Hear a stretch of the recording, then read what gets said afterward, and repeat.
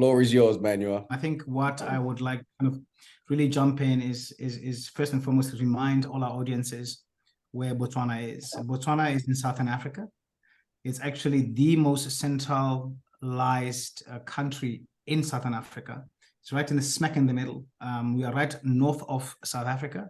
If you know South Africa, we are just a little bit north of South Africa. So we are quite smack in the middle. We are definitely landlocked because we're surrounded by the Namibia on the east, and we have a few countries on the west side, which is Mozambique, Zimbabwe, Malawi on the other side. So we're right smack in we are definitely landlocked.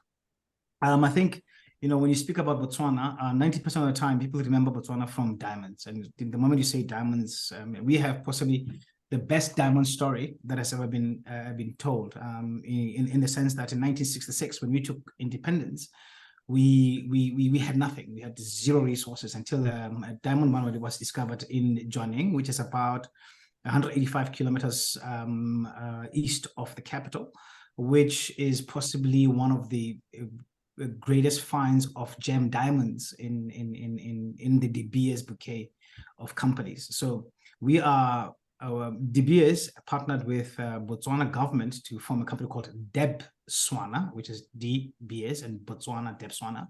And this company has been mining since the late 60s and early 70s. And over that period, we have actually used, we are known for our fiscal prudence. We have actually used that money to not only grow infrastructure, you know, healthcare, and develop the country as a whole. I'm a beneficiary of our healthcare system. I'm a beneficiary of our education system where I'm, you know, ever since birth, I've never paid for my schooling all the way to varsity. I've never had to worry about, you know, medications, even when I was young. It's only now when I'm in my adulthood that I then worry about private healthcare and stuff like that. So Botswana is known for that, prudent fiscal administration of the diamond wealth that was generated through our partnership with De Beers. We're also known for hosting one of the 8 wonders of the world, which is the Okavango Delta. The Okavango Delta, streams in the northern part of the country where you're coming down from the Okavango. And what it is known for, obviously, is a beautiful water body that is known to host a whole host of animals. So yeah, it's one of those, we call it a jewel in our crown, because it has created so much value and wealth for the country from a tourism point of view, from a concessions point of view and stuff like that. So we are known for that. Additionally, Botswana is literally regarded as possibly one of the first areas of where humankind actually came from. So that's also kind of interesting for us, because we have one of the oldest salt pans ever discovered. And we think in a lot of discoveries around the salt pan implies that there's a lot of history or origin of humankind in that space. We also have one of the most beautiful deserts in this part of the country. Beautiful because I think you see in the presentation that you're seeing what we call the San people. You call them Bushmen. We don't like calling them Bushmen because we think that's a bit derogatory, but they are the San because they are daughters of the sand and sons of the sand, hence the Sand people. I don't know whether the two are related, but we have the Sand people, and these people have lived well with the desert, have survived the desert. They've taught us so many things in terms of how to not only flourish within the desert, but also how to the cures. For example, one of the most interesting known facts or unknown facts is the fact that there's a devil's claw, which is a medicine that was being used by the Sand for a very, very long time, was actually taken over and is now a patented product in Europe, which is quite impressive that our own products are now being used globally and being patented by international corporations. So that's really who we are known for in super brief. We have 528,000 square kilometers of land. And we are almost the same size as France from a geographical point of view. So yeah, Next slide, Silvina. Next slide, please. So our presentation is going to be very, very simple. It's going to go through obviously what Botswana we are about, why you should consider Botswana, and where are the opportunities within Botswana, and what my company is actually going to be talking to. Our company is called East Africa Group. We are very, very clear that while we operate within the context of Botswana, we consider Southern Africa and Africa as a playground for our businesses. Why? Remember the context I put on earlier that when you look at, as investors, as anybody looking to invest in Africa or looking for Africa as a diaspora, especially Southern Africa, look at it from the context of appreciating and understanding that Southern Africa is the same size as the United States from a landmass point of view. Southern Africa has got 383 million people. The US has got 330 million people. Yet, when you look at Southern Africa, it only trades $720 billion in GDP, whereas the US trades what, $22.3 trillion. So that creates that speaks to a huge chasm in terms of potential and opportunity for sectors to look at. So coming back to Botswana, the bulk of the country is located in the western side of it, because obviously the northern side, the eastern side of it is more towards the desert. Therefore, that area we are sparsely populated. So the bulk of the people are on the eastern side of the country. We have obviously relied primarily on diamonds from the very beginning, but we have been looking to exploring other sectors. One of the most impressive thing about the last maybe 20 years is that financial services has really begun to kind of grow and blossom. From an infrastructure point of view, we have an extensive amount of roads. We have electricity in almost all the major towns and major villages. We have obviously safe drinking water, and that's something that's continuously is a concern, because obviously we are in a semi-arid environment, and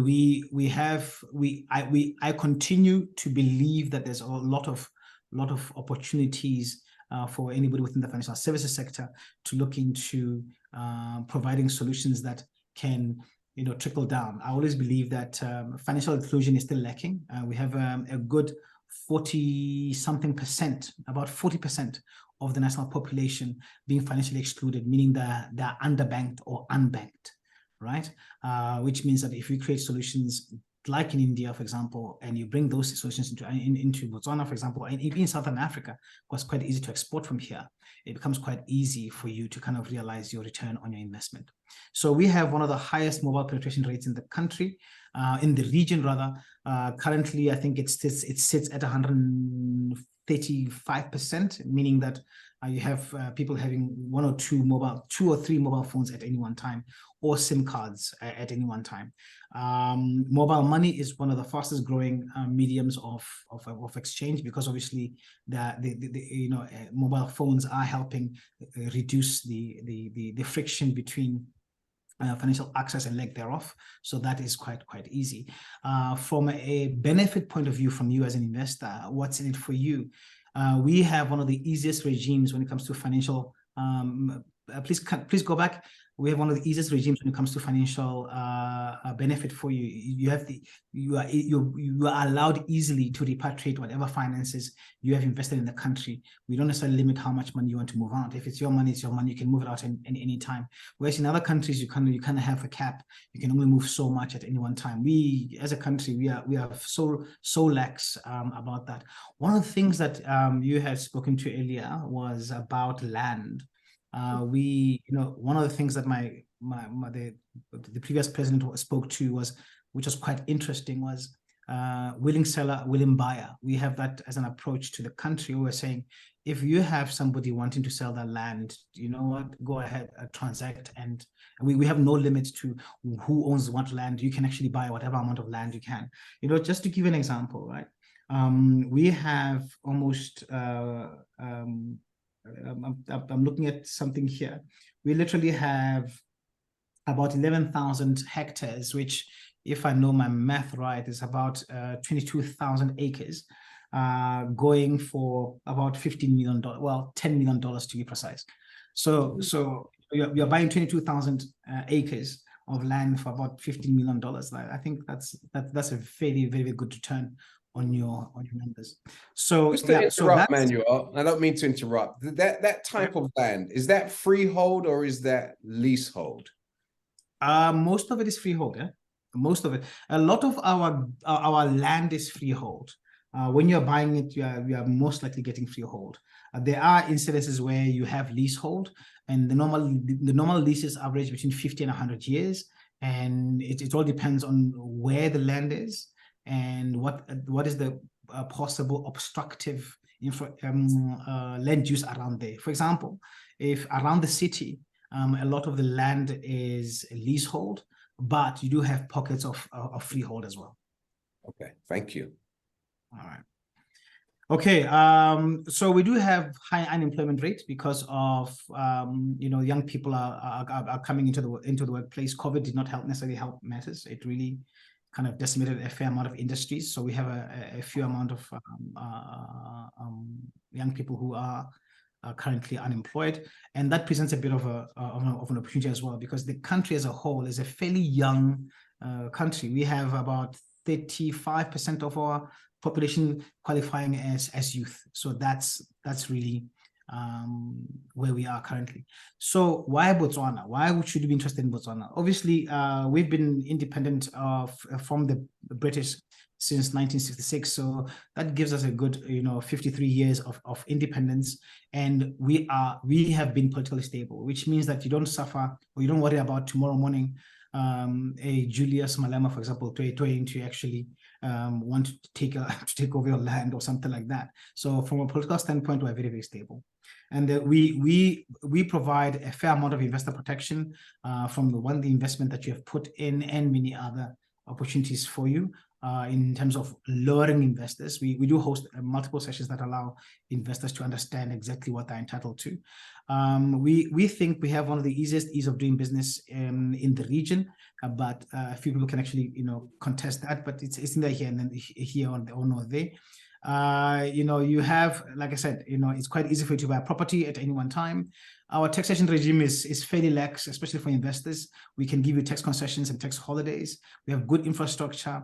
We have decent financial services, and we have since designated special economic zones around the country that are catering for specific industries. For example, we have a special economic zone in an area called Siliwe Pikwe, which is really geared around revitalizing a previously dilapidated industry because of mining that pulled out. So we're trying to kind of bring industries into the area so that we revitalize the Siliwe Pikwe area. So we've got several of those. We have a fair amount of land right now around the airport area to try to encourage the growth of transport and logistics related industries for the region. We believe that Botswana can be a transport hub for a lot of countries within Southern Africa, because we are so nicely in the middle. We can just really jump onto other countries.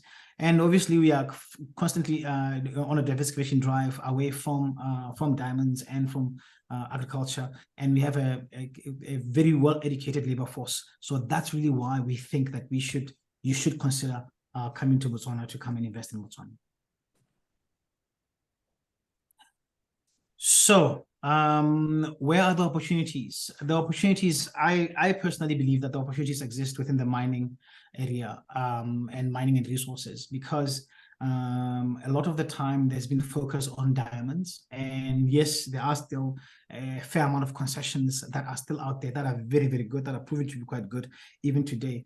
I mean, what's interesting is that after 55 years, we're still discovering, diamonds the size of fists that are 300, 400, 500 carats. So there are opportunities within the diamond space still. So Manuel, do you know exactly where those diamonds are located? Okay, so what's interesting, right? What's interesting is that we have two key diamond areas. We've got the Joneng area, which I said earlier, which is about 185 kilometers north of east of the capital. But then we have another belt, which is a good 380 kilometers northeast of the country. Now, what that then does, there's a nice belt, if you would, or a line, a curvature of a line that runs all the way down to Kimberley, which everybody I think knows Kimberley. Yeah. That runs all the way down there. So if you are within that belt, you can actually even get concessions there. So there's a fair amount of prospecting licenses that are still available for kimberlites. So they're still there. So yes, you can still find some diamonds. I know of a few concessions, if you wish to get in touch, that are at the prospecting stage, not necessarily mining. I am aware of 2 mining companies. People who have been given a mining license, they're just struggling with investment to actually begin to extract the product from the ground. So there are opportunities still. From a mining perspective, there's also a lot of copper. We have a lot of coal. We have a lot of steel. We have a fair amount of uranium, by the way. So from nuclear energy, if you so wish. So there's a lot of opportunities within the mining sector, and I think there's something that we need to be looking into that. So from a mining point of view, I'm saying there are a lot of concessions for explorations that are still available. There's a lot of opportunities for you guys to partner with mining entities in Botswana. There is a lot of coal, like I said, and I think exploration within the rare earth metals is still in its infancy.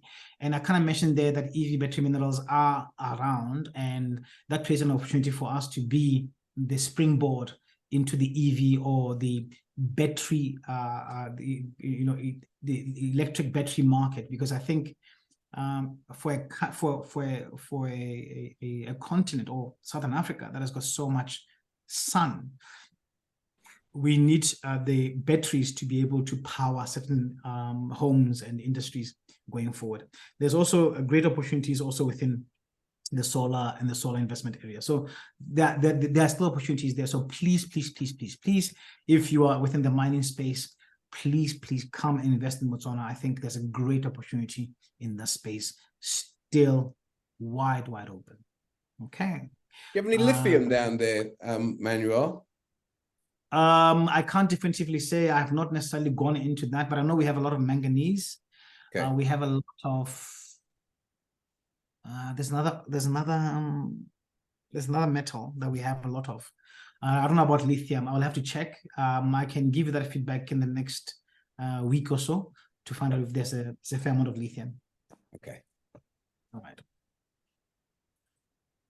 When you look at, okay, so with regards to agriculture and agribusiness, I really did not want to speak to exactly the issues of where we are as a country, but I wanted to just do a comparative analysis between us and the US to just show you how I would want investors investing in Botswana to look at, right? So if you look at Botswana being right smack in the middle and with capacity to actually produce a lot of product for the region, if you look at that vis-a-vis that of the US, that's what the market looks like. So we have capacity to really produce a lot of agricultural output to be able to drive and feed the region, from as simple things as corn to as complex, maybe as specialistic, vegetables like your turnips and the squash and other products. We have a lot of opportunities there. Recently, in the last 2 years, the country has been systematically cutting down on imports of certain, products being brought into the country with the hope of boosting production locally, and that has helped. Potatoes, for example, where we stopped producing being important, and that boosted production of potatoes within the country. So that is also helping. And we believe that if you are a farmer, if you are looking to invest in agriculture and agribusiness, when you have input that investment, we can always argue with government to stop the importation of certain products to allow your industry, your sector to actually flourish. So there is that opportunity as well to be able to do that. We believe that agro-processing is still in its infancy. That is whether you are packaging that for further exports, whether it's dried or whether it's canned, whether it's anything preservatives to preserve the product for export is still in its infancy. So there's a huge opportunity in agro-processing as well.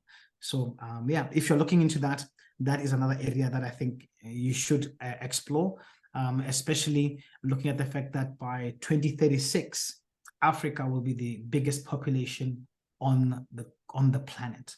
And that presents a huge opportunity for anybody within agriculture to provide food to sustain the continent. So there's that huge opportunity now. Next slide, please. So when it comes to innovation and technology, I believe that there is a lot of opportunities within digital payments and fintech.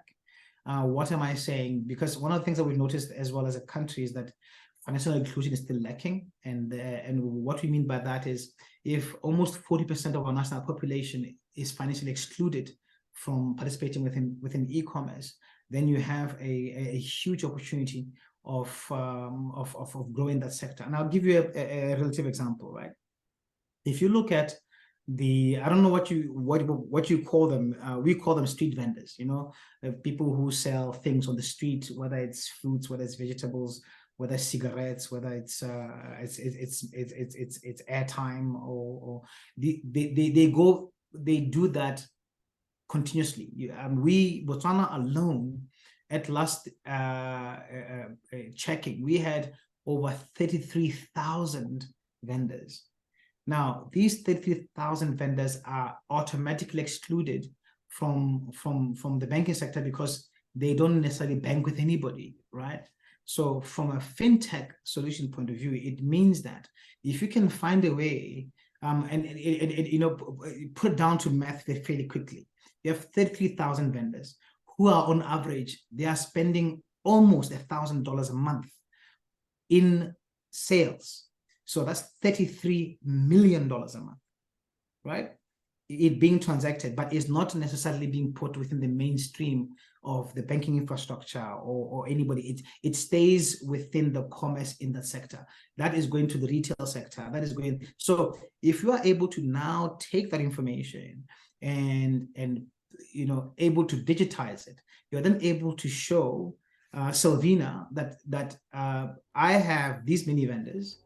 This is how much they're trading, and these people are looking for things like small loans to be able to increase their wares from $1,000 to $1,500, and so that presents a huge opportunity for vendors, for anybody investing within the technology space and payments solution. Every Thursday gets 7. It's time to make this earth into heaven. So need to worry, there's a blessing. No need for second guessing, it's a spiritual injection. It's a spiritual. What? Without the spiritual.